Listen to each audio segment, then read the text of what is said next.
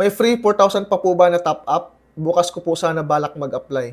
Ayan, para po sa lahat ng mga Joyride MC Taxi new applicant na gusto pong mag-apply sa Joyride, yes po, meron pa rin po tayong free 4,000 top up dahil extended po yan hanggang July 8, 2025. Pwede pa po kayong humabol at pwede kayong mag-walk-in kahit sa Joyride office. Meron tayong Joyride office sa may Antipolo, sa may Manila, sa may Lawton, at meron din tayong Joyride office sa may Vista Mall, Las Piñas, 3rd floor parking building, at meron tayong Joyride office sa may Cebu at Cagayan de Oro. Pwede kayong mag-walk-in simula alas 8 ng umaga at wag lang kayong magpaabot ng 1:00 ng hapon para makahabol kayo sa inyong orientation. Para pag-uwi po ninyo ay pwede na kayong bumiyahe pag pumasok na po ang inyong free 4,000 top up. Kaya dapat siguraduhin po ninyo na kumpleto na po ang dala ninyong requirements para hindi na po kayo pabalik-balik.